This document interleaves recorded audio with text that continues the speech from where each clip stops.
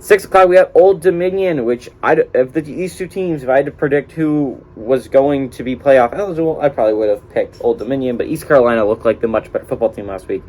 Old Dominion somehow was able to eke out a victory at home against Virginia Tech. I don't know if that says more about Old Dominion or more about Virginia Tech. I personally think probably more about Virginia Tech, but Old Dominion did look good enough to win that football game against Virginia Tech, and they definitely outplayed them.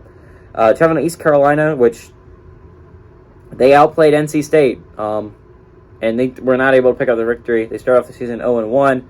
Old Dominion has a chance to be knocked out of playoff contention early, but to be fair, it lasted a week longer than I thought it would. I did not think I was going to be predicting this game the last week, but here I am because of Old Dominion. We had a chance that it could have been both games, but East Carolina's kicker ends up blowing it down the stretch. Got to feel for the kid.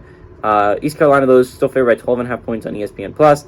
Hayden Wolf threw the air last week for Old Dominion. He went 14-35, threw for 165 yards, and had a 40% completion percentage. Still able to win that football game, though. Blake Watson on the ground had 19 carries for 56 yards and a touchdown, and Allie Jennings, the third, had 5 catches for 122 yards. Holton Ahlers through the air. He was really the hero last game. He put them in a great chance to win that football game, just didn't end up pulling it off down the stretch.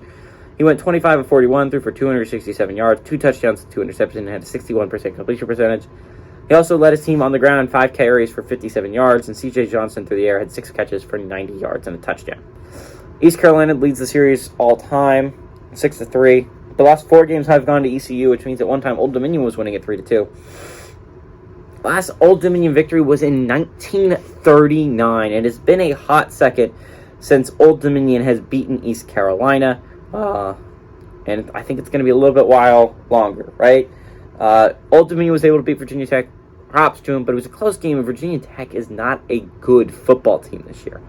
East Carolina, on the other hand, should have beaten a NC State team that looks to be really good this year. They're a top 25 football program.